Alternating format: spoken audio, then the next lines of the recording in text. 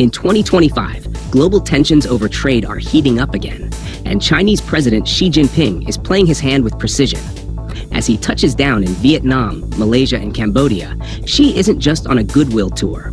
He's pushing a charm offensive, one meant to win over Southeast Asia and push back against Donald Trump's aggressive tariff strategy. But what's really going on here? And why is Trump so angry? Let's break it down. Trump recently slapped massive tariffs, as high as 49% on Southeast Asian countries.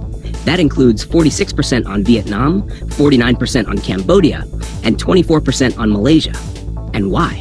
According to the Trump administration, it's to pressure these nations to open their markets to U.S. goods within 90 days. But here's the twist. Many of these countries had already become major players in U.S. supply chains, especially Vietnam.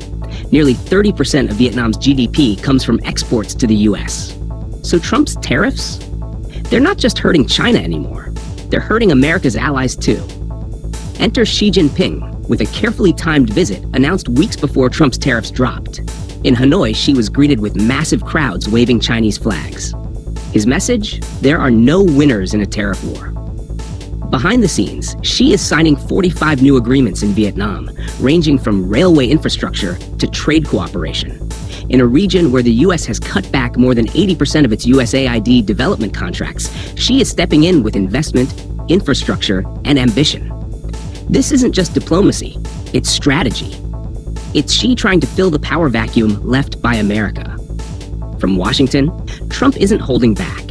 He publicly accused Xi and Vietnam's President To Lam of plotting to screw the United States.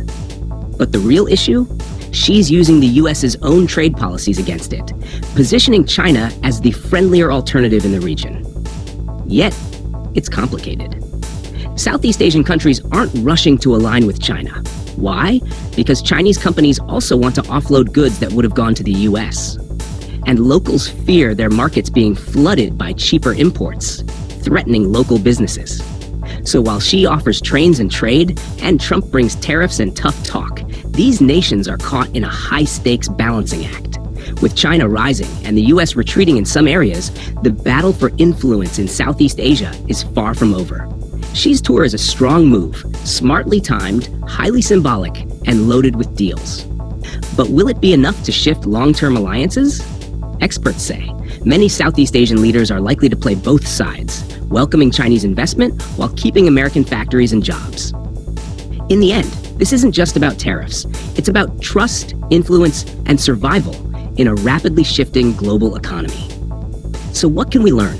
Xi is mastering soft power, using diplomacy to expand China's reach. Trump is doubling down on protectionism, betting on fear and leverage. But Southeast Asia? It's the real battlefield in this new global game.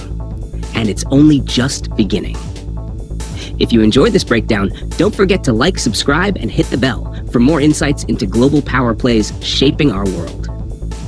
Tell us in the comments, who's playing the smarter game, Xi or Trump? Thanks for watching. See you in the next one.